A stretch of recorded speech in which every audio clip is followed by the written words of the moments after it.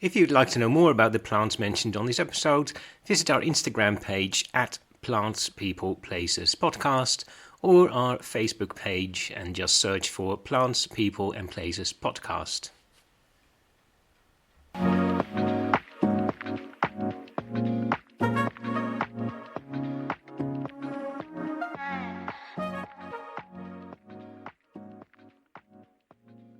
Welcome to Plants, People and Places, the podcast in which we speak with plants people and find out what special connection they have with their plants.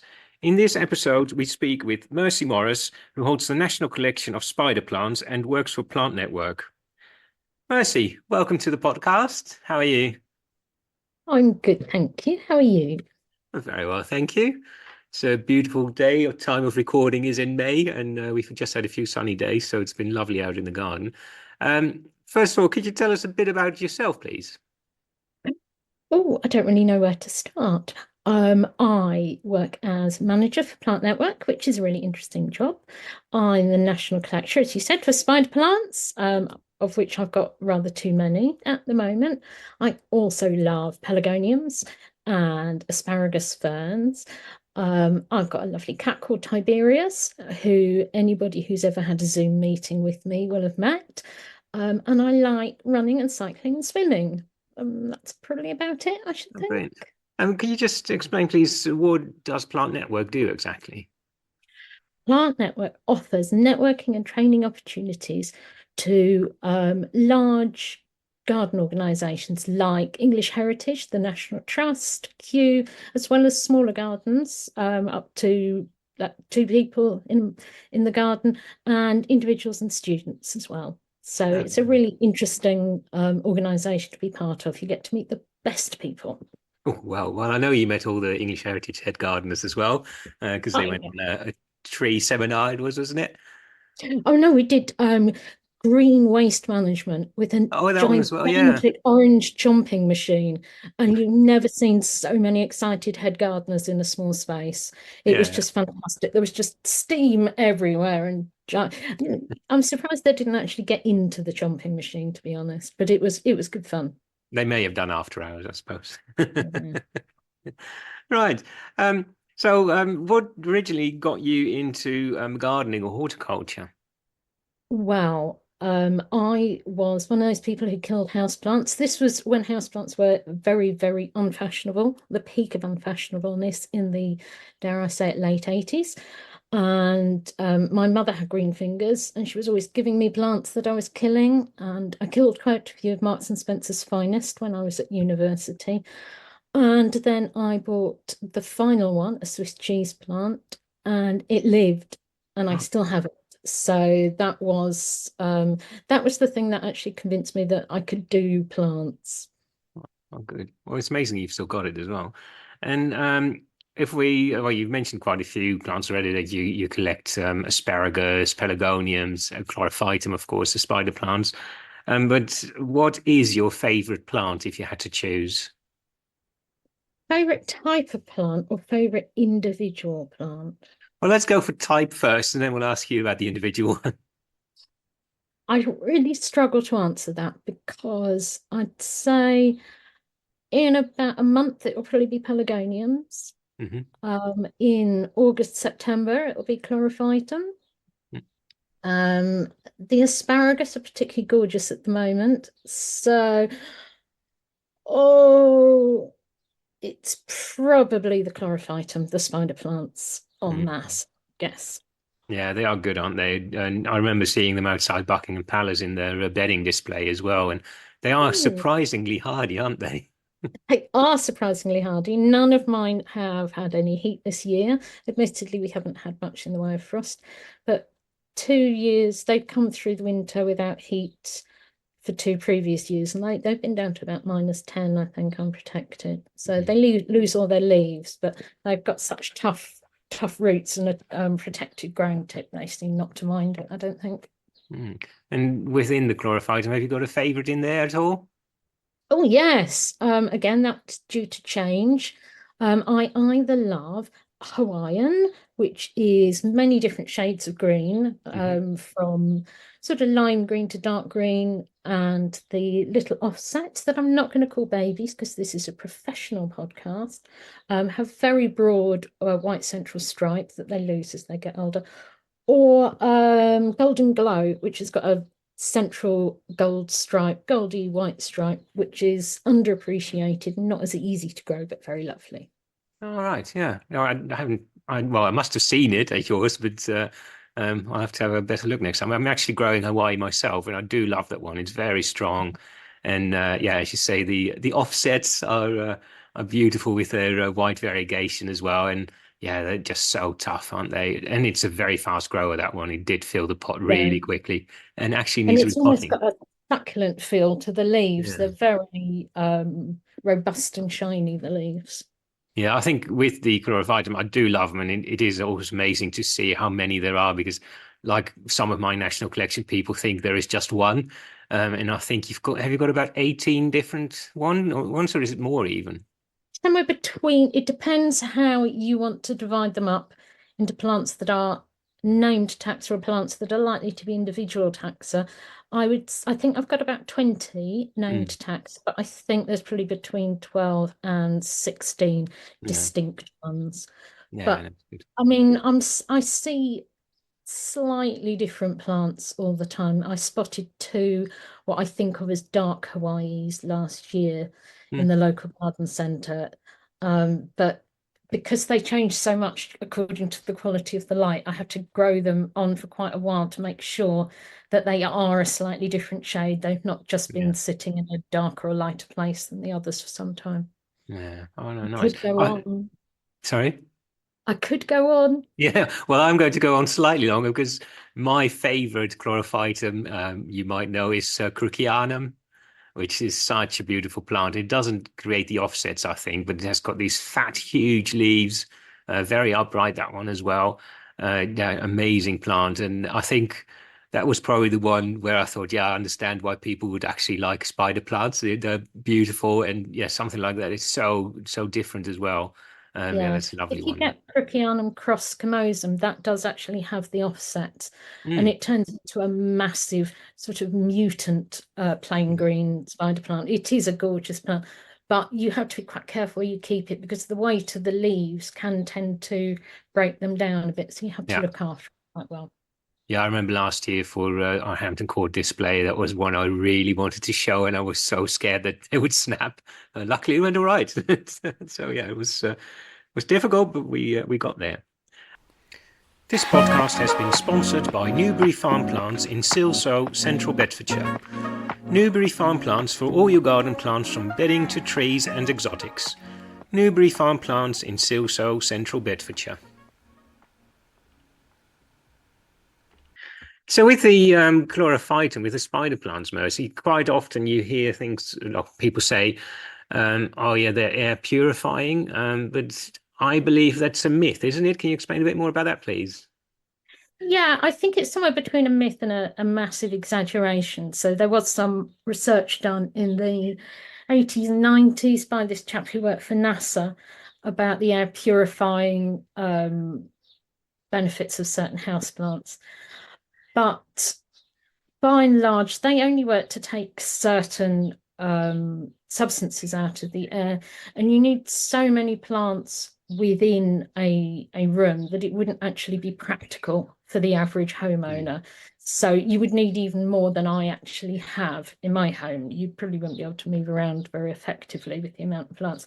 So buying a single house plant, like a spider plant or a sansevieria, is really not going to do anything for the air quality in your home. You're far better off opening a window, Yeah, which would purify your air far better. yeah, and I suppose looking after a plant can purify your soul, though, can't it? Yes, I find that for every 10 spider plants you add to your life, your soul becomes much, much purer. Yeah. It's a fact. And I know another favorite myth about spider plants is that the brown tips, which I never get on my spider plants, Mm. is down to low humidity. And I was thought, oh, I'm clearly such a wonderful grower because I never get them. But I'm not. It is apparently down to whether you have fluoride added to your water or not. All So right. if you have fluoridated water, and where I grew up in Surrey, they used to have fluoridated water. I don't know whether they do now, but that will cause the browning of the tips. All So right. you have that.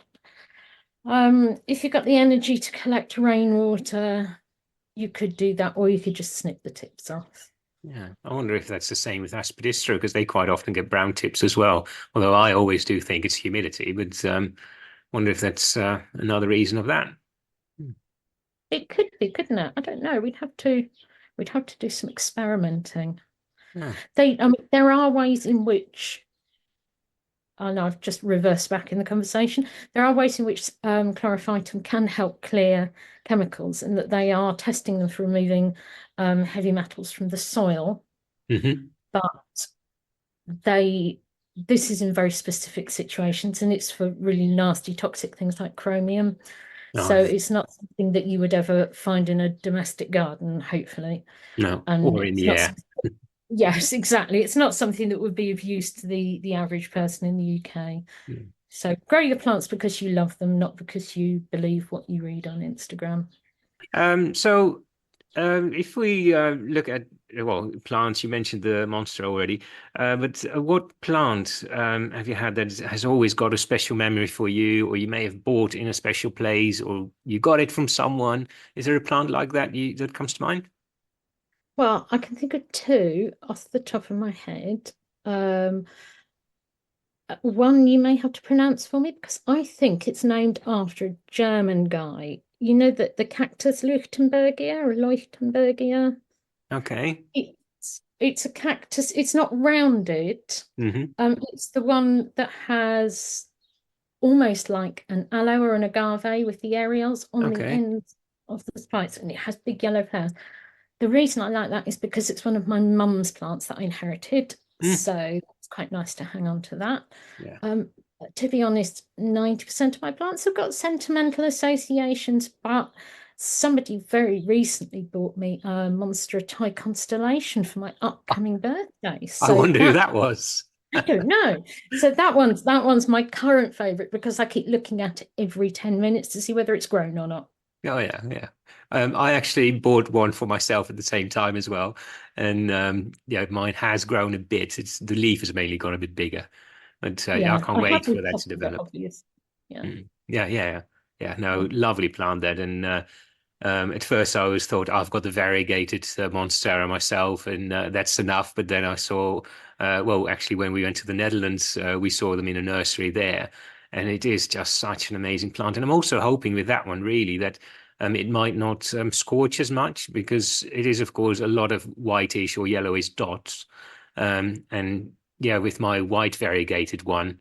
I do tend to quite often get brown leaves and well, the white just Yeah, turns brown. So yeah. yeah, They're very hopefully that will difficult to keep nevertheless. clean, aren't they? Whereas I think the Thai constellation being more of a yellow and more speckly, I Mm, think it should be easier to keep. And they do make such good looking mature plants, don't they? yeah, yeah, yeah. We've got a way to go though, because I think ours were in 5 centimeter pots or something, so tiny plugs. Yeah, but no, I should get Next that. year. Be very nice. Yeah. Um. So, have you also got a plant ick? So, is there anything that you really do not like, won't grow, and ideally would actually just throw on the compost heap as soon as you get it? Well, I came up with three off the top of my head. Two of them I think particularly seasonal around here. Forsythia, I know some people who love them, but they don't really do it for me. Photinia red robin is Oh, overplanted around here. It's like every single person went to the garden centre 5 years ago and bought one, as is Viburnum tinus. But mm. my absolute hate is Symphoricarpus albus, the Oh, little, is it a snowball tree? Snowberry, there isn't. snowberry. I hate it. It's invasive. You can't get rid of it. It's ugly. Oh, I can't think of a single thing to recommend it. So that's the thing that I would burn if I ever lived somewhere with it. I'd get a They're very bulldozer. good for bees, though. I don't Symphodocarpus. care. I don't care. I'll grow something else for the bees. The bees can have Yeah. something attractive. Yeah, yeah, like a calaminta or something. Yeah, I was Mm. driving around the other day and I saw the biggest ever Photinia red robin I've ever seen. It must have been about 8 meters tall, like a massive tree. I didn't even know they could get that big, and it was still Was it in ugly. Whitstable? Was Sorry? it in Whitstable? No, oh gosh, where was it? I think it was somewhere between here and Warmer, possibly. So East Oh, Kent. okay. Yeah. Yeah. I'm, I actually can't remember. This was only a No, couple of years I'm ago. surprised. I'm surprised that it wasn't within 5 minutes of here. Yeah. But Yeah. Oh, that's it. Um, So another thing that we have every episode is a plant of the episode, which I oh, always pick, and I wonder if you know it ah. as well. So we've mentioned loads of plants already, and of course, if people want to find out more about those plants, you can go on our Instagram page at Plant People Places Podcast, or follow us on Facebook under the same name. So this week the plant of the episode is Ficus carica pumila, which is a fig, of course. So it's a cross between a normal edible fig, the Ficus carica, and Ficus pumila, which is usually grown as a house plant, I think, isn't it? So, Yeah. and I managed to get one not too long ago at Beech's Nursery in Essex. A really nice plant. And the nice thing about it is that it is basically like a Ficus pumila on steroids. So all the leaves are much bigger, but it still has that sort of roundish, heart-shaped leaf as well. But apparently, when you plant it near a door, sorry, near a wall, even not a door, near a wall, then it will also just cling onto the wall and grow almost like yeah, like a climber, basically. Do you know that one, Mercy? No, I'm never going to be able to know it, am I? Because you bought the only one in the nursery, and I really wanted one, and there wasn't one. So I don't care that it turns into a shingling beauty as it climbs up a wall. No, yeah, I must explain that Mercy and I went to Beech's nursery together, and I spotted it and I picked it up, and then it turned out to be the last one they had. But luckily, I have been told that they grow really well from cuttings, so hopefully you'll have one Have very you? very soon. I was going to take cuttings this weekend, actually. Okay, okay. But yeah, I generally love figs as well, and this was something I'd only recently found out that there was a cross like that, and yeah, just by chance, a couple of weeks later, we went to Beech's nursery, and yeah, they had a specimen there, so really looking forward to that growing You along. wouldn't really look at it and think you've got Ficus pumila in your ancestry, though. If you, because it looks so shrubby when you see it in Yes. the garden centre, you wouldn't. It's not a because the indoor houseplant Ficus pumila is a very a soft-leaved creeper, really, with Mm. quite small leaves about the size of a 5p piece. So Yeah. you look at it and you think, oh, you're a fig, but I don't know what you are. So yes, it No, would no, be an exactly. interesting plant. No, it is really, and it is very upright as well. So it is not, as you say, not as creepy, clingy like the Ficus primula. And yeah, I suppose the leaves are sort of the size of a folded up £5 note instead of a 5p coin. So Yeah, much bigger. yeah. Yeah, really nice. I wonder if it gets fruit at all, edible fruit, because people always ask about that with figs. So we'll see. I think a lot of them fall into that edible, but you wouldn't category, I'm Yeah, guessing. yeah, like viola flowers, something like that. Oh, No yes. flavor, but looks pretty. You do grow a lot of houseplants anyway, don't you? I think I Mary do. Berry even came over one year to see your houseplant collection. Have She you? How did. many have you got? Do you know, I haven't counted them recently. It's probably about 200, 250, I should think. And I don't live in a mansion, so No, it's a small single floor, one and a bit bedroomed home. So yeah, there's not much space for me and the cat. no, well, but very, very green, which is lovely as well. Well, thank you very much, Mercy, for joining us this week. And if anyone would like to know more again about this episode, then do go to our Instagram page, and Where also, you'll of see course, lots of spider plants. yes, yeah, Because probably. have Yeah, we'll you have to take noticed pictures of the all of them spider now. plant? Yes. Yeah, and also don't forget to hit subscribe at the end of the episode, and then you will be notified when the next one is released. Thanks again, Mercy, and I hope to see you soon. It's been a pleasure.